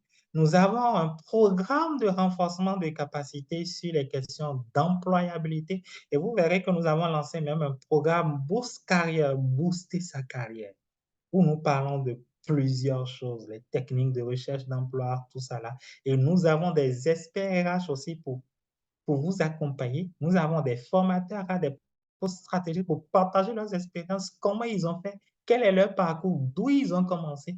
Donc, à ces programmes-là, et nos alumni bénéficient de ça gratuitement. On a démarré cette année pour nos alumni.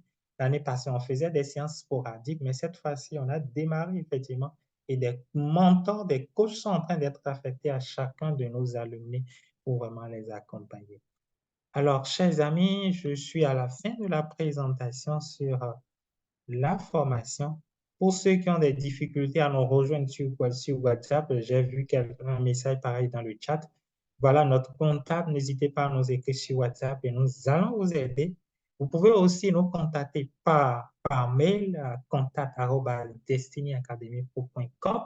Pour visiter notre site web, c'est www.destinyacademypro.com. D'accord? Et pour le site de Job et Emploi dont j'avais parlé, c'est Destiny Job. Si vous allez sur Google, vous tapez Destiny Job, vous verrez ça de même que Destiny Academy Pro. Avec notre slogan au niveau de Destiny Academy Pro, l'Académie des leaders, et au niveau de Destiny Job, l'emploi à proximité. Et nous sommes au plus 229 42 00 35 pour l'équipe qui gère le job. Contact pour mail et bien d'autres, toutes les informations sont là. Alors, je suis à la fin de ma présentation. Place aux questions et merci pour votre aimable attention.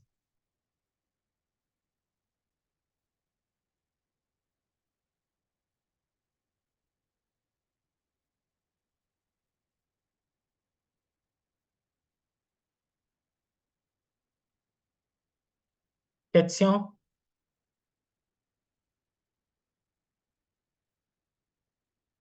Oui, Monsieur Fortuné Quidano, allez-y. Merci beaucoup, Monsieur Léon, pour votre brillante présentation. Et j'ai une préoccupation. Vous disiez dans la présentation que c'est 3 heures d'horloge de cours par semaine. Je voudrais savoir si cela va dépendre. Bon, c'est vrai, vous avez dit que ça dépend de la disponibilité aussi de l'apprenant qui a des cours en week-end. Maintenant, je voudrais savoir si c'est les participants, les apprenants qui vont s'entendre définir une heure ou si c'est l'académie qui donne des heures de cours et revient à l'apprenant de s'y conformer. Donc, voilà ma première préoccupation. J'ai une seconde préoccupation et c'est par rapport à la formation. Je voudrais savoir si et, Destiny Academy Pro n'a pas de possibilités pour nous, à une santé, sur la formation. Est-ce qu'il y a des possibilités de bourse pour que la formation ne soit pas entièrement payante? C'est curieux, mais et accepter la curiosité. Merci beaucoup. Merci pour votre question. Est-ce qu'il y a d'autres questions?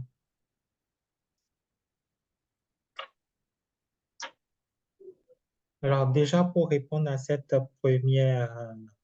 à la première question, c'est une formation qui se déroule en cours du soir de 19h à 22h. Alors, le jour de la semaine n'est pas encore retenu, n'est pas encore identifié. Généralement, qu'est-ce que nous faisons dès que nous voulons démarrer la formation? Nous organisons une première séance sur l'utilisation de la plateforme et représenter l'organisation de la formation. Et c'est avec les participants et les formateurs au cours de cette séance, première séance, que nous retenons le jour. Alors, nous verrons déjà au niveau de l'académie quels sont les jours libres que nous avons, c'est-à-dire les autres jours où nous n'avons pas une formation en cours. Et en fonction de ces jours libres, nous proposons, nous échangeons avec les participants sur quel jour nous allons retenir, qui est assez favorable, qui est favorable, qui est favorable aux participants, de même qu'aux formateurs. J'espère que j'ai apporté d'éléments de réponse. Alors, parlant de bourse, nous n'avons pas de bourse. D'accord, nous avons lancé cette bourse l'année dernière. Voilà. Les gens ne l'ont même pas saisi. Ceux qui ont même saisi cette opportunité n'ont pas pu achever leur formation.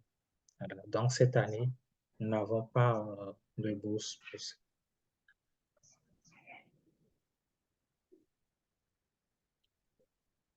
Alors, autre préoccupation?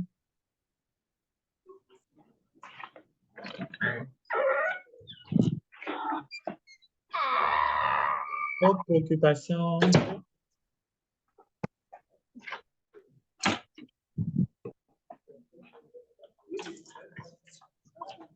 Ça va mieux.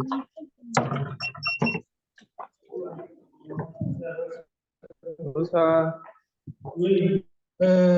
Monsieur Agotcheno, la formation elle est accessible à tout le monde, même les personnes qui n'ont pas assisté à cette séance introductive, elle est accessible hein, pour la formation complète. Il suffit de satisfaire aux exigences en matière de frais de formation et vous pouvez suivre votre formation. Donc, écrivez-nous par WhatsApp, nous allons vous appuyer à vous inscrire. Elle est accessible à tout le monde de différents pays. Nous avons déjà une cohorte, il y a plusieurs personnes qui ont déjà payé les frais de formation. Nous avons des gens du Niger, nous avons des gens du Cameroun, nous avons des gens du Sénégal, nous avons des gens du Mali qui se sont déjà inscrits pour la formation. Alors, s'il n'y a plus d'autres préoccupations, je vois beaucoup de personnes qui sont en train de se déconnecter. Ça veut dire que les gens sont déjà fatigués de nous écouter. On va essayer de clôturer la séance. Docteur Moro, vous êtes toujours là avec nous? Est-ce qu'il est là? On est parti. Oui, il est là. Alors, docteur Moro, un mot de fin pour qu'on puisse avant la clôture.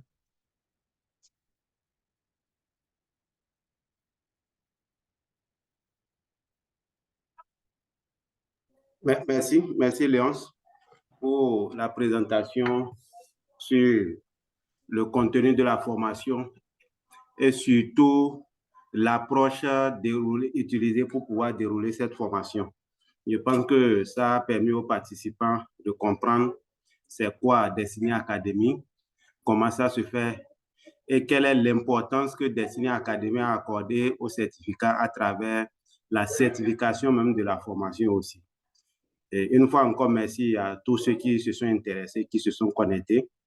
Donc, il a si bien dit, c'est une formation qui va nous permettre d'aborder tous les éléments de gestion d'un projet à travers les 8 modules qui ont été présentés en allant en détail avec des phases vraiment de pratique où nous allons vraiment échanger de façon pratique sur les éléments pour permettre à ceux qui vont s'abonner et s'inscrire de pouvoir vraiment bénéficier du travail collaboratif que nous allons faire encore ensemble. Donc, nous allons nous donner rendez-vous d'ici 2 semaines pour pouvoir démarrer et échanger nos connaissances pour aguerrir chacun d'entre nous. Je nous souhaite bonne suite de soirée. Et le dimanche continue jusqu'à 0h, à 23h59. On peut encore poursuivre. Le week-end n'est pas terminé. Quelqu'un disait que rentrer à 2h du matin, ce n'est plus tard. C'est rentrer à 23h qui est tard. Parce que 23h, c'est la dernière partie de la journée, alors que 2h du matin, c'est le début de la journée. Donc, ne rentrez pas à 2h, rentrez à 23h et reposez-vous. Bonne suite de vos soirées. Bye bye. Merci beaucoup, Dr. Imoro. Dr. Imoro fait partie des formateurs sur cette formation. Je voudrais rappeler que sur cette formation, vous avez 4 experts provenant même hors du Bénin, provenant de 4 différentes organisations internationales de la place et de la sous-région pour partager leurs expériences, aux outils en matière de gestion de projets de santé. Sur ce, je voudrais vous remercier d'avoir sacrifié votre temps pour, pour cette séance de partage, cette séance de facilitation sur l'introduction à la gestion de projets de santé.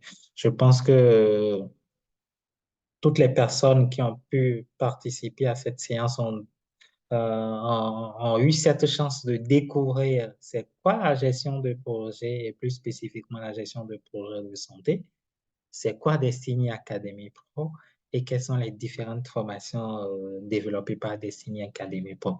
N'hésitez pas à nous rejoindre sur les différents canaux LinkedIn, et Facebook, WhatsApp, YouTube, ainsi de suite. Nous allons partager les liens avec vous par mail pour vos certificats pour le module 1. Et ceux qui veulent vraiment approfondir leurs connaissances et ce que je souhaite vraiment pour vous, c'est de nous rejoindre sur la formation complète pour découvrir la gestion de projet qui est assez intéressante et travailler dans les organisations internationales, c'est assez passionnant et je le souhaite pour chacun de vous. Sur ce, une fois encore, merci et je vous souhaite une très belle soirée. À vous, ciao.